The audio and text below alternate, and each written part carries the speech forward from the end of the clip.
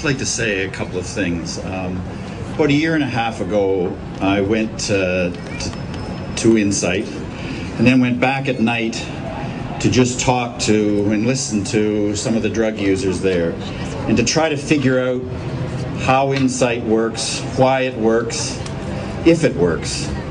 And listening to the drug users there, and as all of you know, and all of you learned long before I did, but of how, in fact, the first answer is in staying alive. That you can't find a secondary answer if you don't have the first answer. You've got to find ways of getting through the day and staying alive to get a second chance, to find additional ways of making a life work. And the part that was always a real confusion to me is, why does Stephen Harper have so much difficulty with that? Why does he have so much trouble about Insite? And I think, of course, he starts with an understanding as opposed to starting with your eyes open and starting with your ears open and starting with a mind that is open. You've already come to your mind in it, and you're not taking in anything new. And I think that the problem that he has with it is that basically he has an understanding of how life should be lived. And if life doesn't live up to his understanding of the way that life should be lived, he turns his back. He's not interested. Life is supposed to be lived a certain way in his mind. And so everything gets directed in that way. And those that live a different way, and those that live in a different way, struggling or with an incapacity or whatever the problem is, if you don't live according to that understanding of the way in which life should be lived, then you're over here, and this is where he is, and this is the direction in which his government goes. And it's not just in terms of something like Insite, it's all across the spectrum. He's never come to understand that the moment that he was elected in January 2006, he became the Prime Minister of all Canadians, not just the 37% who voted for him, for all Canadians. And it's his job, as it is our job, to try to find as good ways as possible for all 33 million Canadians, however we live, whatever we do, whatever our circumstances are, and not to decide that there's really only one way in which to live. That's not the way life is. And so I think that that's where it all goes off the rails so far as he's concerned. And so you don't hold your breath for tomorrow of where things will be different in that regard, because it comes from a basic view of the way in which life works. And that is a problem. And it's a problem for 33 million Canadians, and it's a problem for Insite. And of course, what we're here for, as well as scores of others on the floor of the House of Commons, is to say, no, life is right.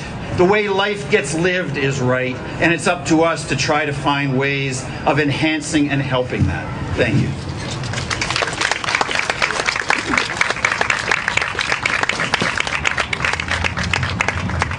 Ladies and gentlemen, thank you for being here today in support of life, because that's what we're here about, right? We're here to support life.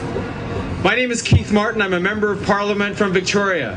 My city, Victoria, needs a supervised injection site. If Mr. Harper and Mr. Clement are successful in blocking Insite, they will be committing manslaughter. Nothing more, nothing less. Our job, yours and ours, is to stop that. Our job is to save lives. In my 16 years of treating patients in emergency, in detox, on Aboriginal reserves, you and I know that this is not a judicial problem, this is a medical problem. Not only do the cities across our country that want it should have the supervised injection sites they need, but they also need the narcotic substitution program, Naomi, that has been championed in Vancouver by Dr. Montana and the team at the BC Centre for Excellence for HIV/AIDS. We need to, you and I and all of the people in Canada, to understand that this is an issue of healthcare, this is an issue of medicine, this is an issue of love, this is an issue of science, this is an issue of caring. We must band together to save Canadians' lives, and we will do it. Thank you for being here. Thank you for your support. We will succeed. Thanks, Keith. Thanks, Ken. Next up, Joey Only, who helped drive all these crosses here today, and he's going to sing a tune for you. After Joey's done, folks with picket signs, there's some people that have moved over to where the Prime Minister's office is, and they have a picket going on over there. So after Joey's done his set, folks can grab a sign and head over there, and we can take it right to Stephen Harper and say, do the right thing, keep Insite open. And without further ado, Joey Only. Yeah! Hey, see that? My opening act was from Dryden. Anyways, I'm gonna sing you a song. I'm not gonna sing Amazing Grace because I freaking can't stand that song anymore. No offense, but I do want to sing a song that my hero Utah Phillips, who just died last week, wrote. It's called Larimer Street, and it's about a street much like Hastings. And once that clock stops binging, maybe it's a good one. It's all about how the rich come in and their interest seems to be what sets the agenda. Your bulldozers rolling through my part of town. The iron ball swings, knocks it all down. Well, you knocked down the pawn shop in the old Harbor Light and the old Chinese cafe that was open all night. And where will I go? And where can I stay? Well, you knocked down the Skid Row and you hauled it away. I'll flag it fast rather than ride it on down, boys. They're running the bums out of town. Old Maxie the tailor is closing his doors, and there ain't nothing left in the second-hand stores. Well, you closed down the pawn shop in the old Harbor Light and the old Chinese cafe that was open all night. And where will I go? And where can I stay? You knocked down the Skid Row and you hauled it away. I'll flag it fast rather than ride it on down, kids. They're running the bums out of town. Well, you ran out the hookers who worked on the street, and you built a big hall where the playboys can meet.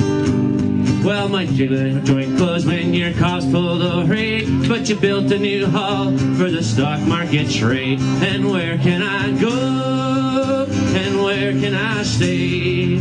Well, you knocked down the Skid Row and you hauled it away. I'll flag it fast rather than ride it on down, boys. They're running the bums out of town.